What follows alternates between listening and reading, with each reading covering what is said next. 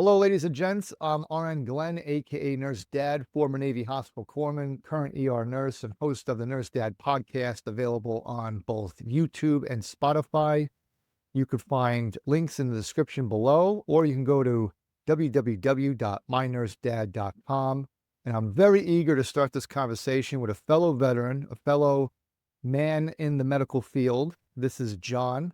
Thanks, John, for coming on the podcast. Thank you for having me, Glenn. I appreciate it. We're going to get into a lot of stuff, the organization, CPR4Kids.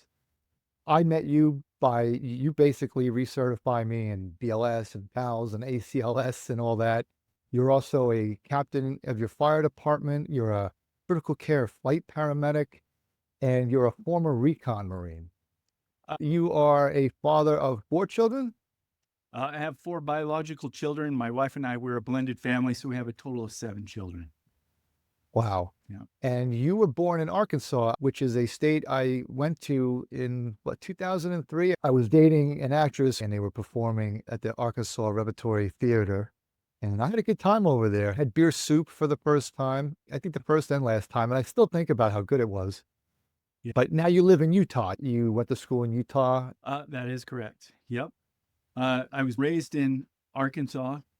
Outside of my family, I don't have a whole lot there. I consider Utah to be my home. This is where my children are. And so this is where my heart is at. Yeah. Utah's on my bucket list. 1, I love the desert. And 2, anywhere that was the set for Once Upon a Time in the West needs my money. I need to go there, be a tourist, spend some money, love the movie, love the desert. And I want to bring my wife there when the kids are old enough not to come. I know they have spas there in the desert, and it's just so picturesque. It is absolutely Probably beautiful. Yeah, the only way I'll get her to the desert. Yeah. Well, you and I, we talked about this once before. There are so many beautiful places here in Utah. I've lived here since I got out of the Marine Corps. And I would say I probably have not even been to a 10th of the places. There's so many activities, be winter sports, summer sports, camping, and pretty much something for every season of the year. Yeah, my kids are at the age, they're 3 and 5. We're doing camping in the backyard. I'm going to be upgrading it probably next year. Personally, I love camping. Utah would just be a dream for me. Yeah. Well, if you decide to glamp, I should say, you're always welcome to stay. I can shack up and I could show you the scenery, the nightlife here in Utah.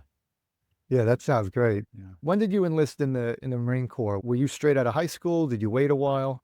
Yeah. So, Glenn, I grew up in a very impoverished area. I didn't know it at the time, but looking back on it, and I didn't realize it probably until I was maybe 14, 15 years old, that we were extremely poor. Meaning like 1 pair of jeans, 2 shirts the whole year, and alternated shirts type of a deal. I knew that my mom and dad loved me, took care of my sister and I, but financially, we're not in a place that I guess that my friends and other families that I've seen were at. On top of that, I'm 6'6". We will get into that. We certainly will get into that. Yeah. And your information will be down below in the description. Yeah. So you're 6'6". Sorry to cut you off. You're 6'6". Believe it or not, I graduated high school. I weighed like 129 pounds, 125 pounds. And so if you can imagine this, being 6'6", I suffered from extremely low self-esteem, being impoverished, growing up poor. It was difficult for me to make friends. And so I was really struggling in life, trying to find my place. The only group of people that really accepted me was kind of the stoner crowd in school. Though I never did drugs, I did have a fake ID. And so they really welcomed me. But I really, really struggled from body dysmorphia, which I still do.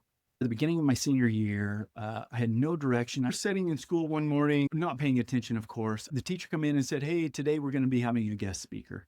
And so, I just remember hearing these footsteps coming down the aisleway next to my seat. And so I kind of glanced over and I saw these really shiny shoes. I saw this snap and step. And as I looked, I saw the side of him, and it was a Marine. Which in full uniform is quite impressive for anybody, regardless of their age. So I can imagine for you, it's like a shining beacon. Yeah. And so I was just mesmerized by this. And let me back up too, along with the low self-esteem and all that good stuff, like I struggled. Obviously, no girl, or at least in my mind, no girl wanted to have anything to do with me. I was that kid that destined to not have a girlfriend, at least with I'm with you. the current circumstances, right? And so, as this kid turned, or this Marine turned around, I recognized it right off the bat, and it was a kid who had bullied me the year before. Oh, wow. And I always thought he was just such a pompous individual, just a mean spirited kid at the time. And as he spoke, something ignited in me because I knew he had completely changed. And I probably saw him maybe 6 months prior to, and still thought poorly of him. But something had changed in That's him. an interesting take. Like, you weren't just impressed like you would be a shiny penny. You had a visceral reaction because you knew the transformation beneath the uniform. Yeah. It was very overpowering. And I just, at that moment, several things crossed my mind. It's like, one, if he can do it, maybe I can do it. And two, if I had a uniform like that, I bet I could get a girlfriend, right? That's what I And was so, thinking. Yeah. and so it really lit this fire in me. And I remember going home afterwards. And this is back in the day where mom and dad made dinner. And everyone had dinner around the dinner table, and everyone knew what was happening in everyone's life. I remember my dad and mom saying, "Hey, how was school today? And what was going on?" And I just was so amped. And I just said, "You know what, Dad? I decided I want to join the Marine Corps." And Can I ask you what year this was? What time period? this was early 1990. And I remember seeing the look in my dad's face, kind of as a loving dad, of just saying, "I'm so proud of you, son."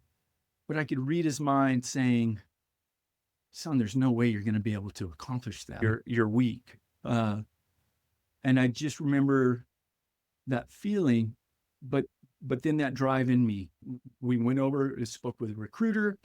Of course, because of my weight, I was underweight, so I couldn't be guaranteed a job. I had to go in open contract, which means, for those that don't know the military lingo, that means that I couldn't choose a job. I could have been a cook. I could have been a grunt. Who knows? It was just the risk that you had to take. But I wanted to be a Marine so bad. And so my whole senior year, I was waiting for school to be completed. I gave just enough effort to pass high school. It's pretty amazing what a goal, it doesn't matter how big or small it could be, how it transforms somebody. I didn't grow up poor. I grew up middle class, but I had some medical problems when I was really young. And they didn't discover that I needed glasses till about second grade. So I was behind in reading. And long story short, I entered special education from fourth grade till seventh grade. I was just horrendously bullied, and it did something to my self-esteem. And I can imagine your place. My mom grew up similar to what you're saying, except she also did not have a loving family. I can imagine you almost want to hide, and here you are 6'6". Well, you're probably not at the time, but still taller than everybody, Yeah. and like a target. And I can Absolutely. understand how the stoner crowd took you in. Obviously, you had a fake ID, but they always, even when I was growing up, they tended to be, yeah. more relaxed, more down with the conversation. Yeah. Yeah, I can see that coming to pass. Yeah. Well, I think that you and I, we have a lot in common, Glenn. For listeners who do not know, the Marine Corps does not have its own medical side. And so we depend No. upon the Navy, and that's where corpsmen come in. And so the Marines and corpsmen work hand in hand. And so I've always said that corpsmen are essentially Marines that wear a Navy uniform from time to time. I will say though, like, that only works because of the standard of the Marine Corps. And as a corpsman, that was my beacon, my North Star, the Marine standard. That's what allowed me Yeah. to move forward. Yeah, it really taught me a lot. And and this is a whole nother a podcast in and of itself, my transformation from just being a Marine to becoming a Force Reconnaissance Marine. Mhm. I was actually approached, I'm not sure if it was Recon or MARSOC, which is what Force Recon became, because Yes. the Recon, you had like two parts Yeah. back in the day, right? The Force Recon and Reconnaissance. Yeah. But that was when I was in field medical training. I was about like 6 months or 7 months into my service. Mhm. When were you approached, or when did you try out for it? Uh, well, if we, essentially what happened was I became a Marine. I was super gung ho, right? I got orders to Okinawa, Japan. I was super, super stoked. I was the only one out of all these Marines that was going to Japan. Did you Gorgeous. have an I was, MOS by that time, or a job because you had the open yeah, contract? no, yeah. By this time, I was a radio operator repairman. And Okay. so I got orders to Com Battalion on Camp Hansen, Okinawa. And my flight took off 2 days before Christmas. I landed on Christmas Day on Okinawa. They took me up to Camp Hansen. They dropped me off, and it was late at night when they dropped me off. And this is before cell phones, you know. I didn't Yeah. really have any money on me at all. I checked into this transient barracks until I could get everything squared away and get moved into my unit's barracks and all that good stuff. Well, they were just like, hey, just to let you know, everyone's on holiday break right now. We're at bare minimum staffing. Here's you some linen, a green wool blanket. Here's a pillow. No one was in the barracks. Everyone was gone. And so I was feeling all alone. Which is quite stunning in and of itself when you're a Yeah. young Marine or enlisted, because you always have Everyone's leadership around. is Yes. usually on top of you, and you're surrounded by 100 people. Yeah. And so I didn't really know where to go. They told me where to report and what day to report into. And so I was like, okay. The chow hall was a mile and a half away. So I got up, walked to the chow hall the next morning, super hungry, of course, only to find out that it's on holiday hours. And I had missed the chow Oh, times. that's right. I had no I money forgot on about the me. holiday Yeah. hours. This is back when there was like lines of pay phones that you could call home. So I remember calling home Right. and telling my mom and dad, like, hey, I made it. Everything is great. It's just so beautiful. I'm making friends, blah, blah, blah. But deep down inside, I was like this anxious Marine, like, I don't know where the heck I am. I don't know anyone. I've talked to maybe 2 people since being here. Did you try to project more strength than you had for the sake of your Absolutely. dad? Yeah. Absolutely. Okay. Absolutely. Young men, not all, but most young men want to emulate their father. They want to make their dads proud, right? And so here comes this morning to report into my unit, right? I go to report in like I'm supposed to. Young Marine, jarhead. Mhm. This is Lance Corporal Rice reporting is ordered, blah blah blah. And I remember the first sergeant looking at me and going, "Who are you?" I was like, "Oh, Lance Corporal Rice. I'm reporting his order. I'm handing a copy of my orders." Basically, was like, "We weren't expecting you." And in my mind, and that little cocky guy that said, well, that's not my problem. Here I am. I'm here for you. So he has me sit down, goes back into the back, talking to the commander. Meanwhile, all these Marines are coming in. Everyone's looking at me. And for the sake of your podcast, I'm using appropriate language, but you can imagine the Marine Corps Sure. language of everyone asking me who I am. And of course, me 100 times telling them who I am. Yeah, I'm Yeah. sure you heard boot a fair Oh, amount of times. Who are you, boot? What are everything, you? yeah, everything, right? And so finally, the commander calls the office and he said, "Hey, Marine, just to let you know, we're not expecting you." Again, in my mind, I'm like, "Okay, that's not really my problem. I just did a 19-hour flight. I'm all yours, right?" And so he goes, "We are leaving for Korea at 4 a.m." And so, Oh man. my adrenaline pumped up, and I was like, "Yes, this is the Marine Corps. I'm hard up. I am ready to rock and roll here." And I was just like, "That is outstanding, sir. I'm super stoked. I'm super ready for it." And he goes, "No, you don't understand, Marine. I don't have you a weapon. I don't have you any gear. You're not getting on that boat." And so everything drained out of me. And he goes, "I don't know what to do with you right now. I'm gonna have you go sit back out in the hallway until I can figure out what's going on." So I go back out in the hallway, and again, another 100. This is a unique story, but it doesn't surprise me Yeah, at all. no, From it's not at all. It's like, hurry up and wait, right? Hurry.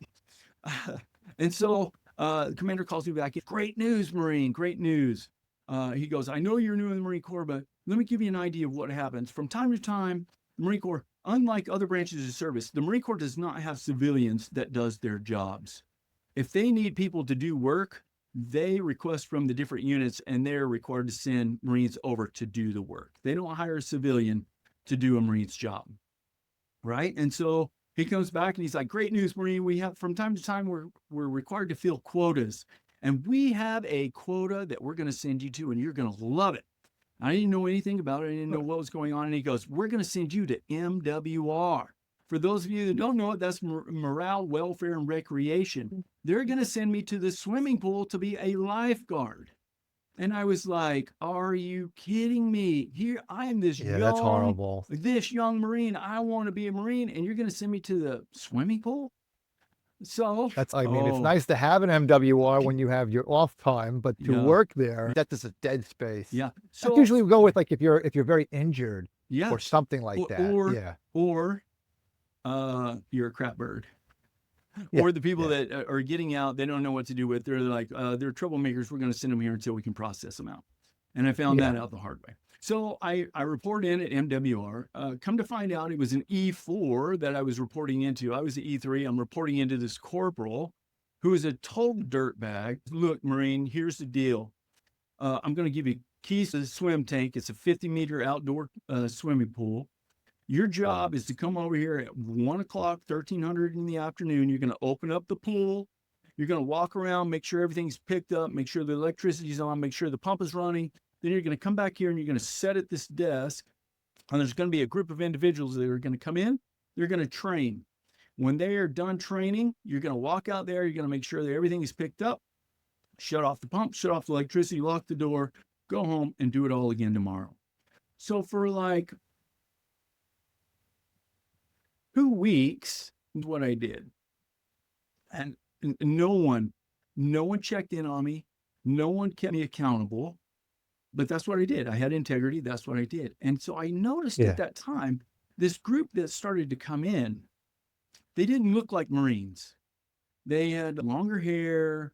They were wearing UDT shorts, no shirts. They had a group of Marines that had shaved heads. They were wearing white T-shirts, rope around their neck. A couple of them were pulling a red wagon with a beer keg in it.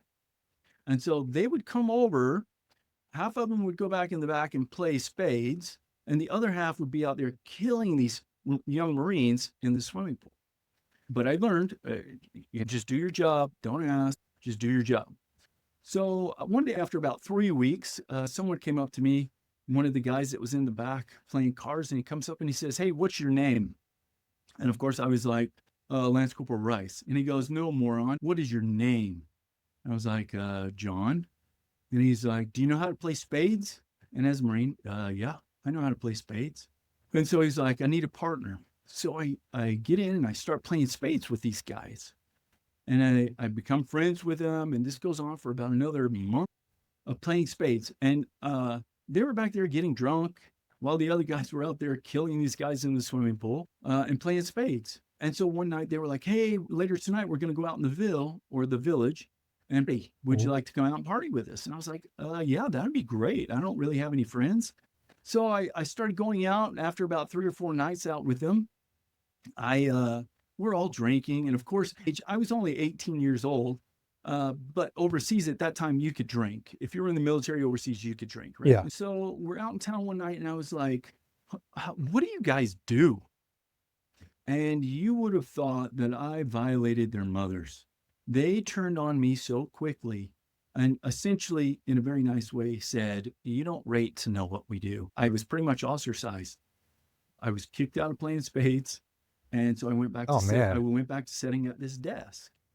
They really took that Oh yeah, personally. they took it very personal. And so I was just going on. But about another week goes by, and one of the guys, his name was Aaron, he comes walking up and he goes, "Hey, do you really want to know what we do?"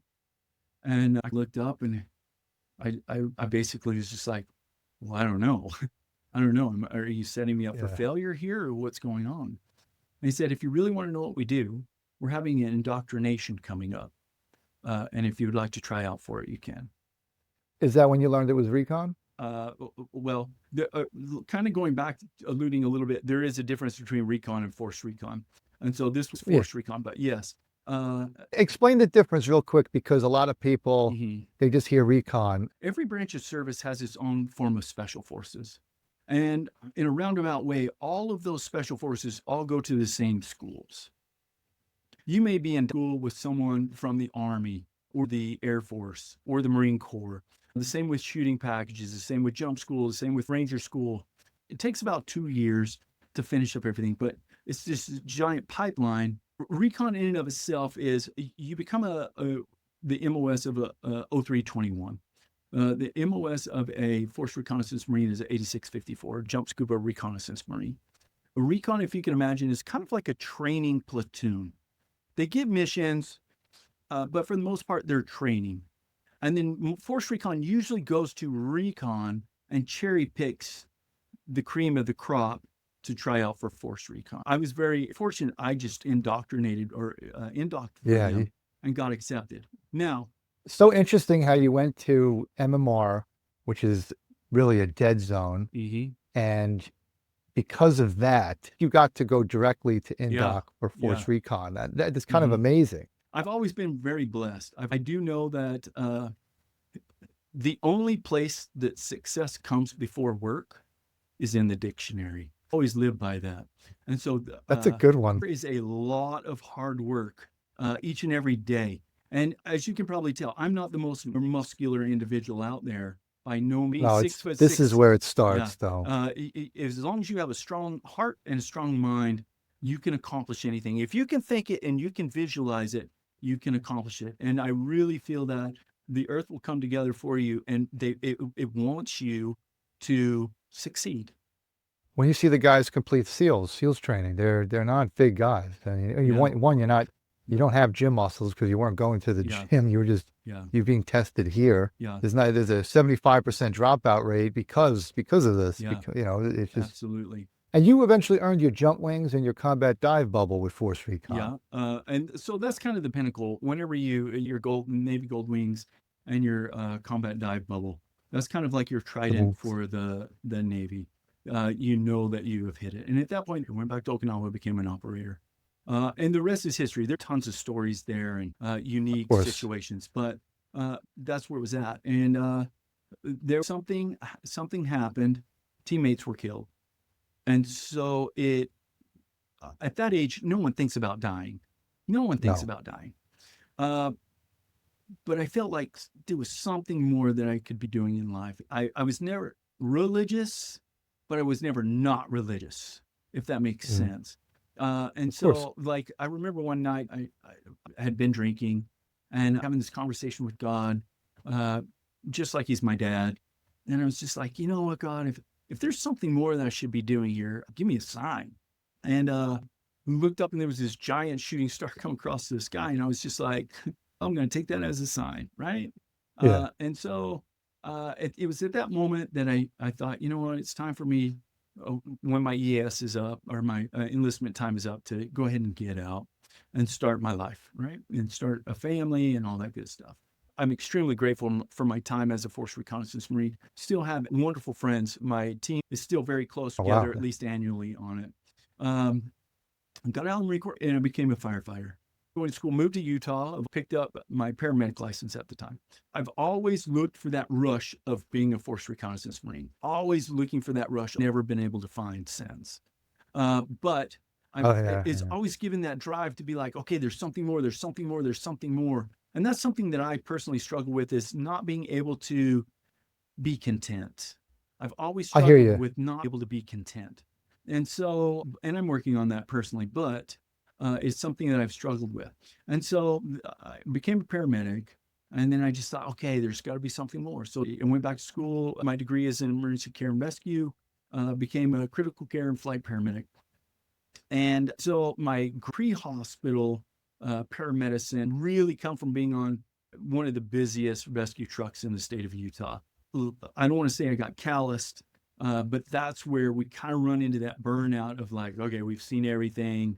Oh, great. We're going on a, 25-year-old female chest pain, right? Okay. She just broke up with her boyfriend or found out he was cheating.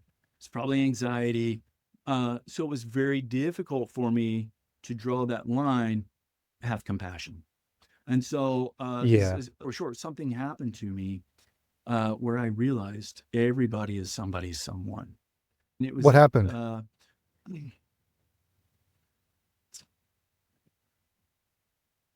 Well, I don't know if I can do it without like getting teary-eyed here. I Okay. went on it. I We all get amped up on pediatric calls. We all get amped up on pediatric calls.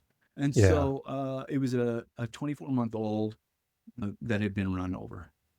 Obviously, everyone's amped up. Everyone is hauling butt to the scene. And we get there, and Yeah. this poor little kid was still up in the wheel well of this vehicle. Oh my It was God. she was walking behind the car, and they were at a birthday party. Dad and mom got into a fight. He jumps in the car, rams it up, puts it in reverse to haul butt out of there, and the baby gets slung up inside the wheel well. His own kid? Yeah, his own kid. And so all of these firefighters just in unison picked the weight of this vehicle up. We were able to pull the child out of the wheel well, and we immediately jump in the back of the ambulance and we're hauling to the hospital, right? And so I was on airway. For those that have never been in the back of an ambulance, that's the seat that's at the head of the patient. And we were about to potentially RSI this patient, intubate her. I'm listening to lung sounds. She's crying, which we all know is a good thing, at least Yeah, I was about initially, to right? say. And Mhm. somehow, in all this commotion and getting into the ambulance, I'm doing this and I look over and there's a woman sitting in the jump seat right next to it. And obviously I didn't recognize her. And I look and kind of give this look like, who are you? Like, you do me no good back here. Who are you? And she goes, I'm the mom. And I remember taking that moment and looking her in the eyes and saying, do not look at your daughter. I want your eyes to be on me, stay focused on me, and do not look at your daughter. And so uh, went through, got her to the hospital quickly, uh, stabilized, flew her to the children's hospital. And most ground EMS, after 24 hours, we don't really know what happens to the patients unless we get an update from Yeah. like people like you that's in the Same thing when they hospital. they Yeah. leave the ER. Yeah. It's like, Yeah. You're you have like, to try, you you have don't to make really know some what's effort to going on, find right? out.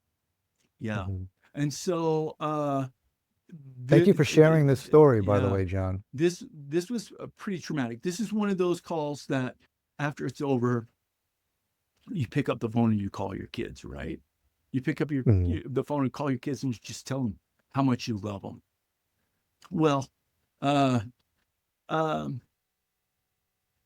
actually, it's been it was about for a year and a half or so. And I go to my daughter's back to school. She's in second grade, first grade, actually. First grade, we go back to school. And you know how, as dads, we pull up in those little bitty first grader chairs, and the kids have Mhm. colored stuff, and the teacher is showing, show your dad Not what you me. did I'll in break class. those chairs.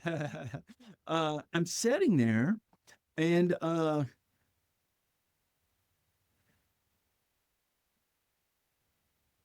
my daughter's name is Savannah.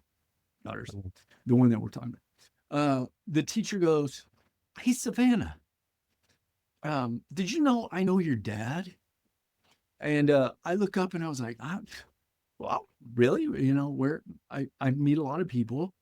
Um, uh, Take your time. she goes, I know he doesn't know me, but I could tell you every feature about your dad's face. I could tell you every feature about your dad's hair and his physique because he told me, do not look at my daughter. I want you to stay focused on me. And I, realizing who it was, completely broke down. It was very emotional. Anyway, long story short, the daughter survived.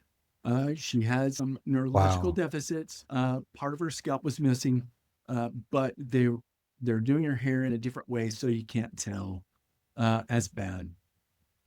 Anyway, the daughter did well, but it was that moment that I realized that everybody is somebody's someone.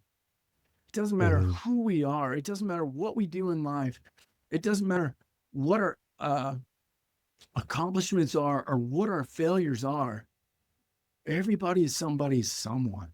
And so from Mhm. that moment on, I decided I am going to make a difference in someone's life today. And sometimes it's not the type of difference that we want. Sometimes it is just simply hugging a victim's loved one and telling them, I'm sorry. We did everything we can, but your husband is dead. And having them sob with you. And so I've always admired the healthcare profession. And I've always admired those who are passionate. And I've always admired those that are most importantly compassionate, that can share and understand empathy for their patients. I'm not perfect. I still get those calls where I'm like, oh, geez, Of course. this is the fourth time we've been on this patient with a pseudo seizure in a month. And Right. no one tends to tell this person that a pseudo seizure is psychological. Uh, Yeah. but I mean, you're human. When we all go through that a lot. yeah, I call it ER culture, where you just have certain people that yeah, seem to always wind up there and they're yeah, fine, but it's, yeah, you know, yeah, yeah. And it, thank you for sharing that. yeah, And the sentiment at the end that you offered is really, really touching. yeah. I'm extremely grateful for that opportunity in my life. That was very difficult for me, and I've had many, many difficult moments like that. Uh, Hmm.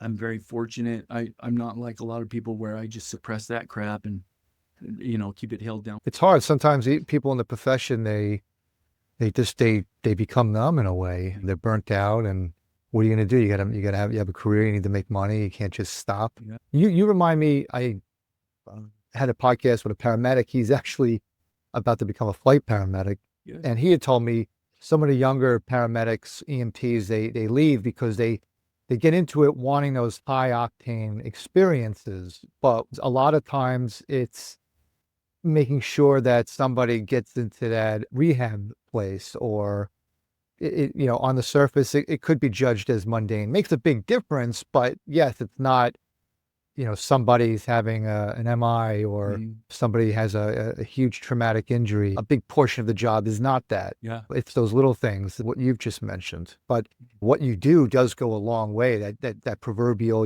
hand on the shoulder, a little bit of understanding, yeah. huge, huge impact. Yeah, we everyone.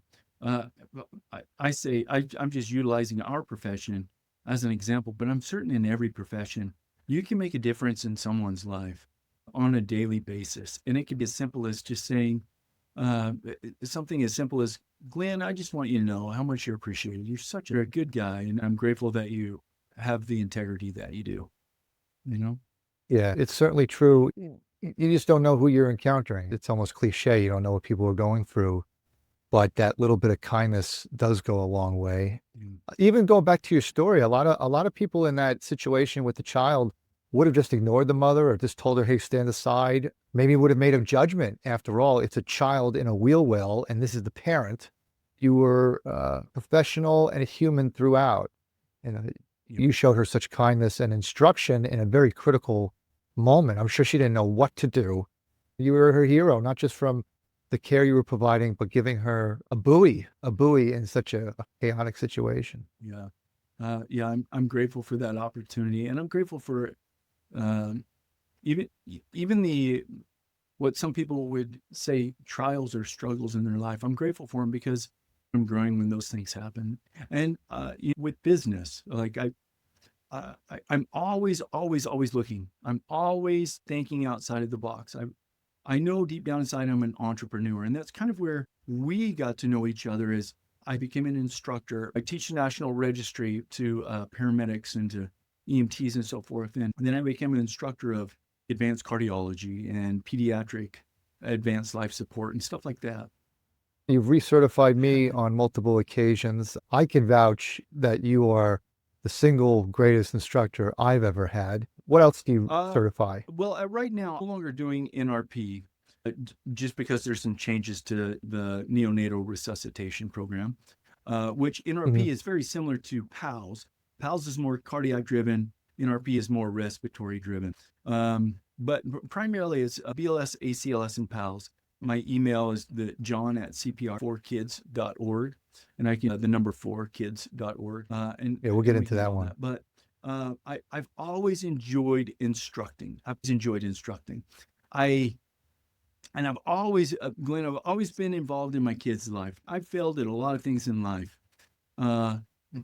But that is one thing that I can honestly say I've given my whole heart to is being a good father. And so I've always been involved in the PTA, the PTO, the community councils with their schools. And so I've always thought, you know what, I want my kids to know life-saving techniques. And then I want the kids that are around my kids to know life-saving techniques. Some teachers. And this is the CPR4Kids Mhm. that it is an Yep. organization that you founded. Yep, I founded it. It's about 18 years now, and Wow. it started with just going to my kids' school, teaching their classmates and their teacher, and then all of a sudden it kind of grew to, hey, we want you to do it for the school. The principal was like, we'd love for you to do this at the school, and then incorporate.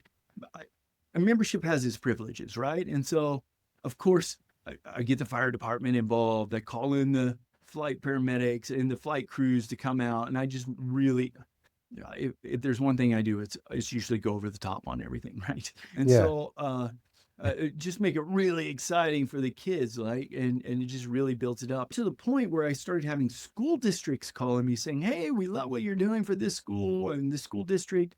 We'd love for you to come do it for ours.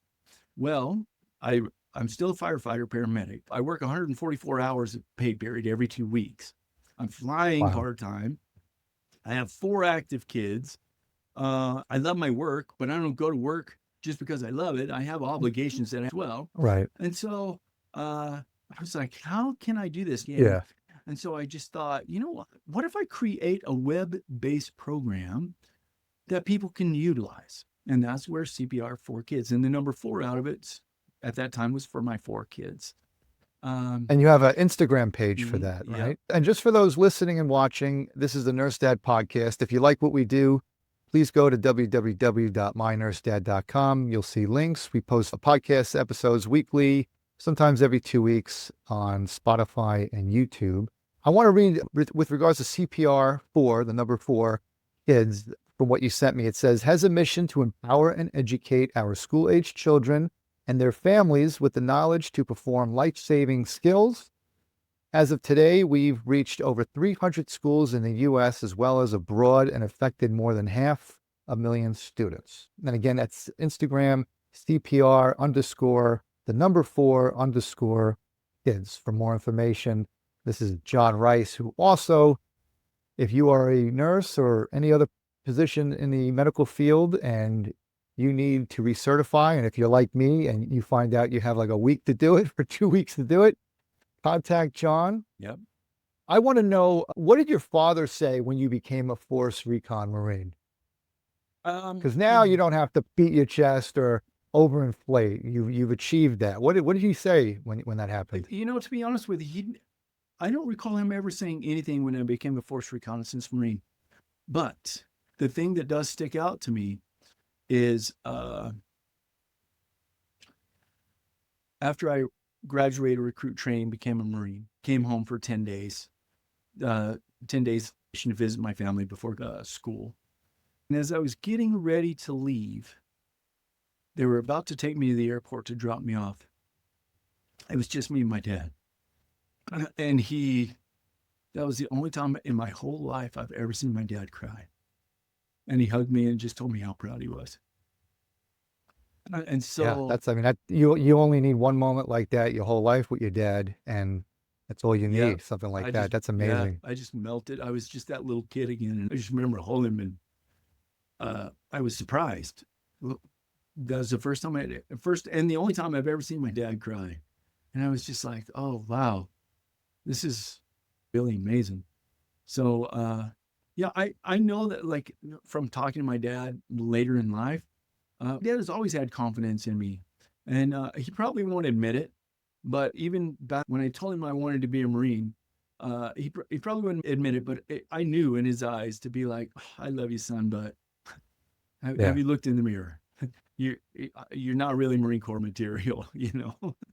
It's a testament to you and to your resolve, even at that young age, that you could go to MWR, which is, again, we were saying it's like a dead space, and still be motivated. When I was at the School of Infantry, which is where, for those who don't know, Marines will complete boot camp, and they go to the School of Infantry to pick up. If they're going to be infantry, they pick up infantry training. If they're not going to be infantry, they go there anyway, just to rehash infantry techniques before they go on to whatever school they have to do, truck driving or whatnot, Yeah. military police. And it's also a place where Marines in the fleet come back for more advanced skills. But in terms of like the students who were in, MCT or infantry training battalion, those who would get hurt, they would have to obviously go into a unit to wait to pick up with another training unit. Mm. And they were mixed in with the crap bags, or the people who just were unmotivated and Mhm. going to be processed out. And we always were saying we need to do something, because those people are such a bad influence on a Marine who otherwise is fine, but is waiting to get picked up. Because then, like a corrupt bird in the ear, these very ignoble types who are getting processed out for all the wrong reasons, Yeah. they would kind of speak to them. And unfortunately, some of those Marines who otherwise would have been fine, they kind of heard bad advice, and for the fact that you were in a situation like, where you could have easily just screwed around, or put your feet up and say to hell with it, you stayed motivated, and that really is a testament to you. Yeah, I appreciate that. I'm not surprised. With regards to your teaching, I remember I did a clinical before I became a nurse. It was at a not a rehab center. It was for people who had drug addiction, and just like a house, had sponsors, and they would meet, like, their weekly meetings. And the leader who had used to have a cocaine addiction, he said something I never forgot. He said, with regards to, like, if you were to be a sponsor, or if you have anything to teach somebody, he said, you don't keep anything you don't give away. And I always love the instructor role as a nurse, or anytime that anyone's willing to listen, because I also don't impose myself on others. Because aside from keeping you sharp in what you know, Mhm. you do get feedback, or you learn more about what you already know by having to teach people on their level, because everyone has their own way Yeah. of learning. I find like you can revisit your skill set and avoid stagnation Mhm. by entering the instructor role. Is there something of that has made you pursue teaching? What is it that Yeah. has lured you with that? I think it could be attributed to a couple things. And one, I've always said this, especially in the fire service. As a firefighter, you're in an alpha world. Tons of alphas walking around thinking we all know the same thing. Uh, we're always competing, right? We're always competing as Yeah. where we stand in the pecking order. Uh, you can maybe not have a great working knowledge of a particular thing. For example, hazmat, hazardous materials. There's only a few people in the fire service that I know that are just absolute hazmat gurus, and they love it, Mhm. right? Yeah. We have our protocols, we have our punch list to say, okay, I arrive on scene, I see this is what's going up. I'm going to go ahead and take command. I'm going to go ahead, set up a cordon. I'm going to do some investigation. I'm going to go in and try to find out what the product is without getting myself or my crew killed. I'm going to go ahead and investigate, get it, come on out. And hopefully by then, someone's going to be there that I can pass this information on to, and then we can come up with a game plan. And that's typically how hazmats go. But you find typically those ones that talk louder, or curse a lot, or really strut around like a peacock with their feathers all out. Those are the ones that are usually like, okay, they're weak in Mhm. some aspect. I don't know what it is, but they're weak in some aspect. But they can usually BS their way through it. Uh, when it comes to emergency medicine, you can't BS your way through it. You either No. know it or you don't know it. And for me, I've always remember how I told I struggled in high school. I've always been what I consider kind of a slow learner. And I need to hear it and live it 3 times in order for it to really solidify with me. A lot of people laugh about that when I was like, yeah, I need to see it and feel it 3 times in order to get the gist of it. But for me, just because I have a license or just because I have a certification or just because I have a degree does not make me above someone. And that just means that I'm either good at taking a test, or it could mean that I'm good at discipline to attend class, Right. or I Yeah, maybe you've have completed great something. memorization. And as soon as I'm done with the test, and forget about it. So when it comes to teaching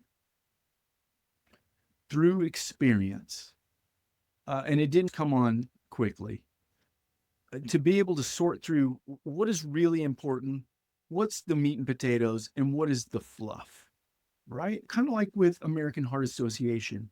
I always preface at the beginning, hey, if you're looking for that instructor that's going to stand up in front of you and tell you how awesome AHA is and all the great things it does all over the world, I'm not that instructor. If you are looking for someone that's going to stand up here and kill you by death by PowerPoint, I'm not your instructor. I want to use real world scenarios. I want you to be able to utilize as much of your 5 senses as you possibly can so that you can get a feel to be like, oh, crap, this is important. This is Mhm. important. And when it comes to emergency medicine, everything about it, and I've preached, I shouldn't say preach this, but I've taught this many, many, many years. When it comes to emergency medicine, there are 4 things that you have to take away from it. Number 1, first and foremost, you have to know your equipment.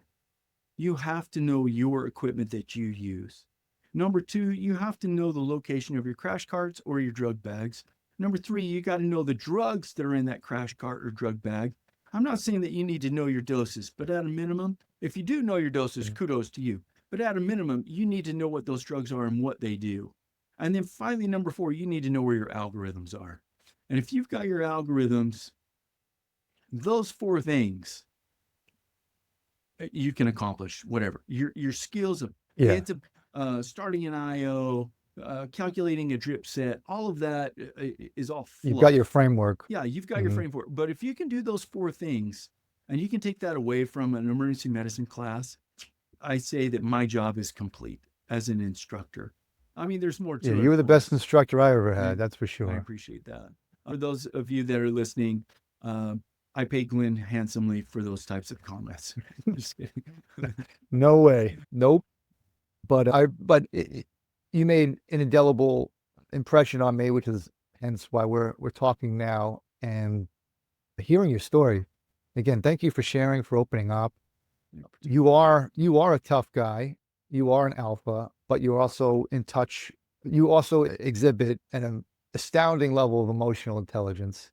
Your story is incredible. I wish there was a lot more time to get into some sea stories when you were a Force Recon Marine. I'll have to have you back on the podcast at some point. Yeah, I would love to talk about some of your experiences. With regards to firefighting, I remember I did a podcast with a buddy of mine. He was a corpsman. He deployed 4 times, twice with the Marines. He lived across the street from a fire department, and he said that growing up, because he was isolated, growing up, he looked at firefighters as the sort of men that he wanted to be, the way they carried themselves. Growing up the way you did, like every young man, we have our coaches or role models or yeah. men that we aspire to be. Were firefighters in any way a visual that you noticed? You know, I grew up living in the country, and so we did have a volunteer fire department that was somewhat close to my house, but I never really seen much of that growing up. There was that time where I thought, oh yeah, I would love to be a police officer, and it crossed my mind to be a firefighter. But really, what stoked it in me to become a firefighter was when I got out of the Marine Corps, starting to have a young family. I started thinking for retirement, and I wanted to start my own business because at my core, I'm an entrepreneur and I'm a salesman.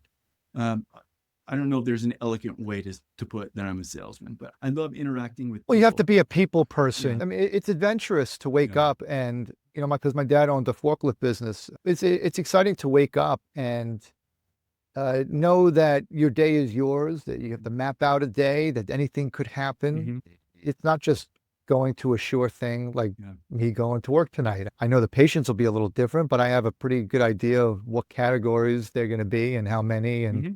what the tempo would be. So I understand what you're saying Yeah. with that. When you were at Force Recon, you weren't obviously the corpsman, but Marines are taught a lot of medical skills. Mhm. Like when I was in Marines, had combat trauma lifesavers. Mhm. When I was a corpsman, I had to have a litter team who would directly help me if they were available with multiple casualties. Mhm. Did you get into medicine or medical at some point Yeah, as a Force Recon Marine? I dabbled a little bit in the fact that everyone was National Registry EMT at a minimum, and then of Okay. course we had a That's a big yeah. deal, like, when you get out Mhm. and how you follow Yeah. the path that you did. It Mhm. wasn't just a bright idea like, "Oh, Mhm. I'll get into medical." Yeah. So you were certified. Yeah, and I would say this too, to not only to you but to also and to everyone out there is, one, never burn bridges. Never burn bridges because you never know when you are going to need something. We would love to say, hey, uh, things happen to us because of who we are and our knowledge base. But the truth of the matter is, if you want to pull back all the layers of the onion per se, it is who you know. So never burn bridges and always keep opportunity and always continually educate yourself. Some of the things that I educate myself with are a lot of times to people are like, oh, that's frivolous information. Why do you need to know that? Well, I tell you why, because I'm going to tie it in to this story and make it lifelike and be able to reach two of the people in this hundred of people in this auditorium, because not everyone is going to learn like John Rice. And I have come across people, I've had I've had physicians in my class that were difficult, where I'm just like, oh my gosh, I'm on your team, my friend. I'm not trying to butt Mhm. heads with you here. I want to get through this class just as much as you do. I know the family that's waiting on you to get home. For the time being, let's come to an agreement where we're just gonna push through this. We can have a sidebar if you would like, but let's stay focused. I love what you're doing with your organization, CPR for Kids. If you're feeling confident with a choking victim or somebody who stops breathing, when my kids are older, I wanna take Yeah, them with me on yeah, one of my recertifications, get them yeah, BLS certified.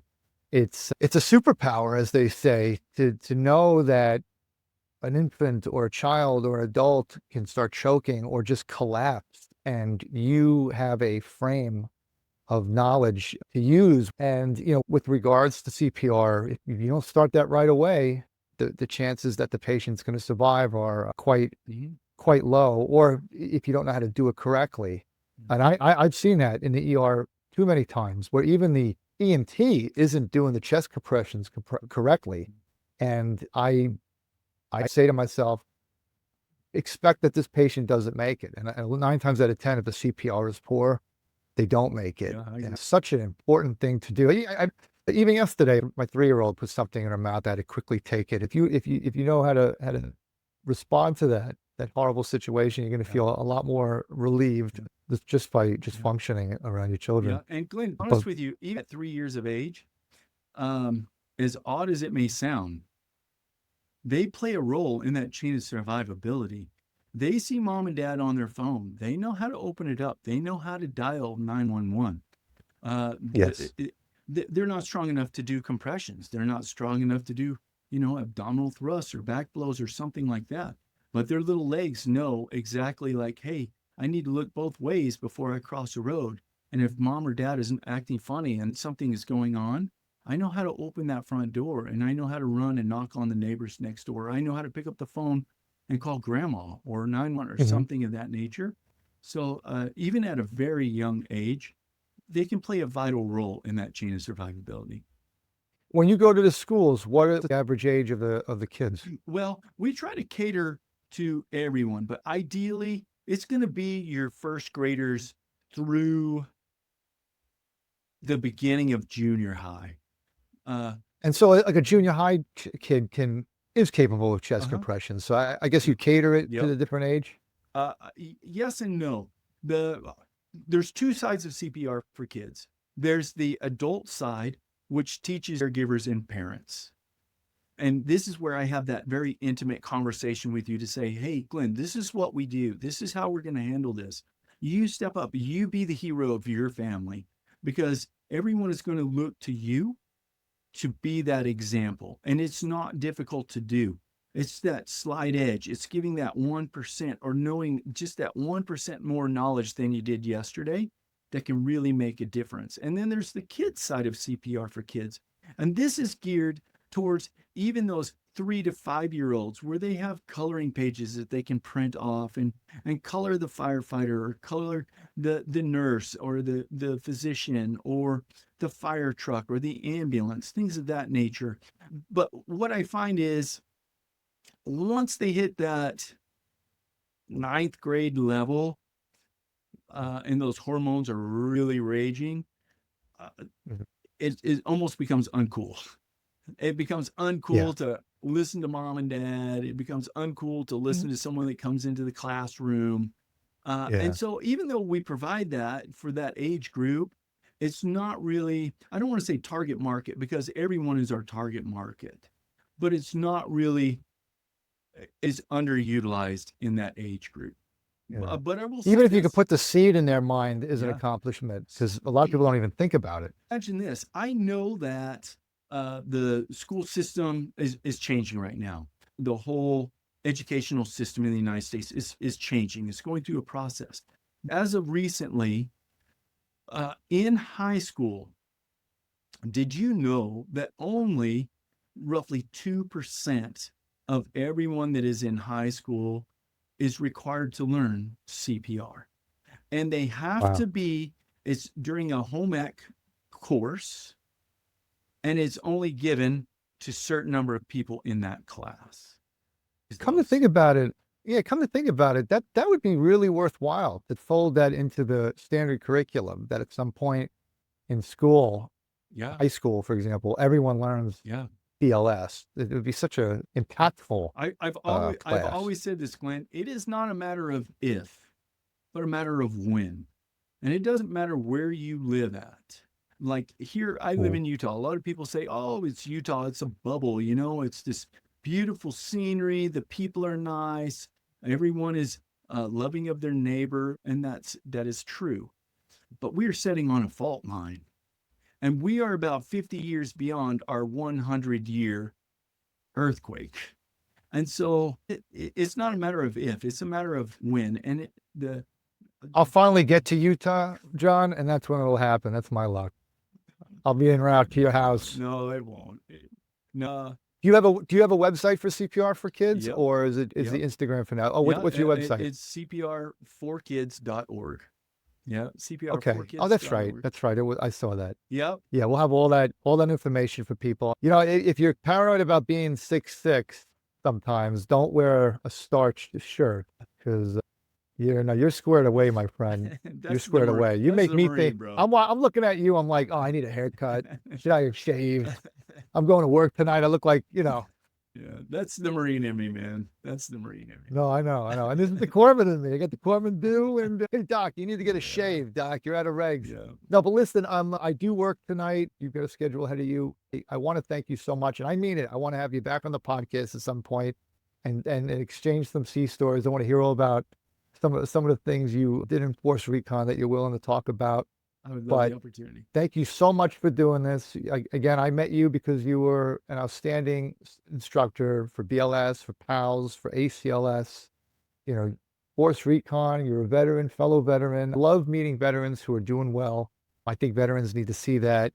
It's such a great optic. I love the challenges that you overcame growing up the way that you did, not giving up.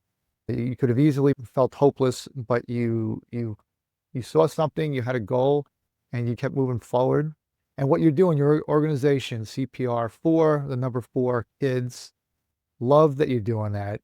I And a firefighter and a captain.